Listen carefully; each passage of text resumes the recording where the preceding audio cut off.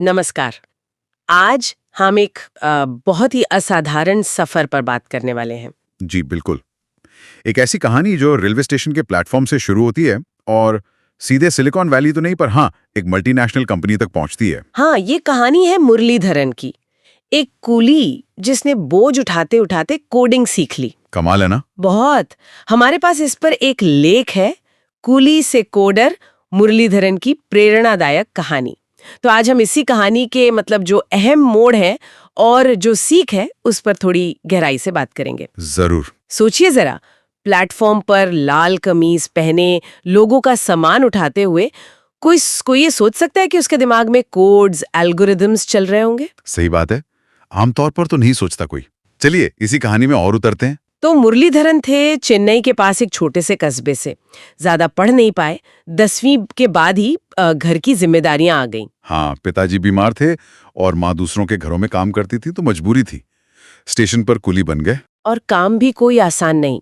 सुबह 5 बजे से रात 11 बजे तक, कड़ी मेहनत। और कमाई बस कुछ ही रुपए, गुजारा मुश्किल था। लेकिन फिर, जैसा आपने कहा, एक मोड़ आया। जी, स्टेशन पर ही एक दिन एक यात्री से बात हुई और उस यात्री ने उन्हें बताया कि भाई, इंटरनेट पर, खासकर यूट्यूब पर कोडिंग वगैरह सीखी जा सकती है। हाँ, और वो भी मुफ्त में, जैसे कि पाइथन। बिल्कुल, पाइथन जो आजकल बहुत चलती है।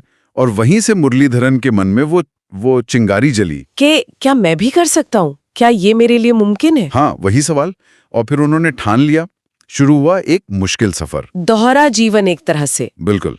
दिन में कुली का वही भारी काम और रात में वही स्टेशन उनका, आप कह लीजिए, क्लासरूम बन गया। अपने पुराने से एंड्रॉयड फोन पर। जी हाँ, यूट्यूब से वीडियो देख देख कर सीखते थे। पाइथन तो सीखा ही, साथ में HTML, जावास्क्रिप्ट की बेसिक चीजें भी सीखी। जिनसे वेबसाइट्स बनती हैं। हाँ, जिनसे वेबसाइट का स्ट्रक्चर बनता है, उसमें इंटरैक्टिविटी आती है। और डेटा बचाने के लिए वो वीडियो डाउनलोड कर लेते थे ताकि बार बार देख सकें। सोचिए कितनी लगन। पर ये सब आसान तो नहीं रहा होगा। आसपास के लोग तो मजाक उड़ाते ही हैं, कहते थे, अरे कुली, ये कंप्यूटर तेरे बस का नहीं है, ऐसी बातें। लेकिन उनका इरादा शायद बहुत पक्का था। उन्होंने कहा भी है, जब दुनिया सो रही होती थी, मैं अपनी किस्मत लिख रहा था। क्या बात है। ये दिखाता है कि इच्छा शक्ति हो तो क्या नहीं हो सकता।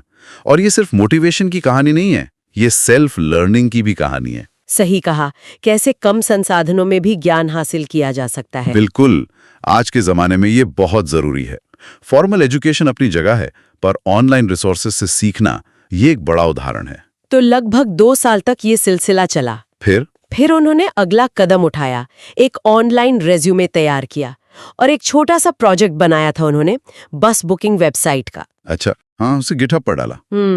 गिटहब मतलब वो डेवलपर्स के लिए एक प्लेटफॉर्म है अपना कोड दिखाने का। हाँ, पता है, पोर्टफोलियो जैसा। बिल्कुल। और फिर एक छोटी IT कंपनी में अप्लाई कर दिया। और इंटरव्यू, वो कैसा रहा होगा? वो दिलचस्प था। जब पूछा गया कि भाई सीखा कहाँ से है सब, कोई डिग्री, कोई कोर्स, तो उनका जवाब बड़ा सीधा था, स्टेशन के फर्श से सीखा है और गूगल से।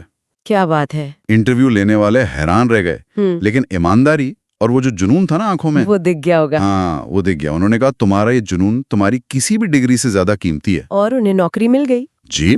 शुरुआत हुई 25,000 रुपए महीने से, जो उस पृष्ठभूमि से आने वाले किसी के लिए बहुत बड़ी रकम थी। यकीनन। और वो रुके नहीं, सीखते रहे, मेहनत करते रहे।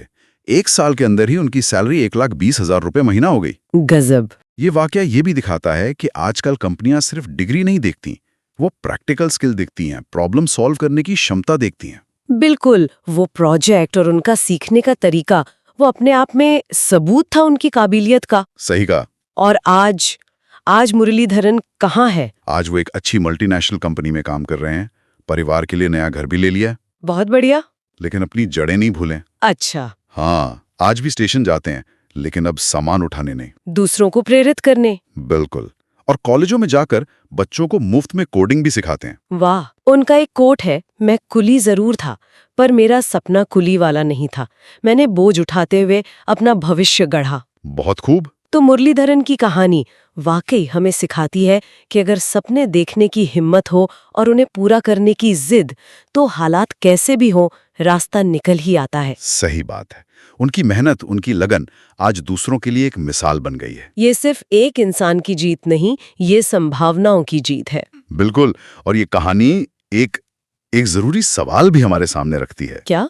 कि हमारे आसपास, हमारे समाज में ऐसी कितनी ही प्रतिभाएं होंगी, कितने ही मुरलीधरन छिपे होंगे जिन्हें शायद बस एक छोटी सी जानकारी, एक सही अवसर या थोड़े से मार्गदर्शन की जरूरत है। सोचने वाली बात है। हाँ, कि हमें ऐसे टैलेंट को कैसे पहचानें, कैसे उन्हें वो पहला मौका दें, इस पर हमें सोचना होगा। बिल्कुल। एक जरूरी सवाल के साथ आज की बात खत्म करते हैं।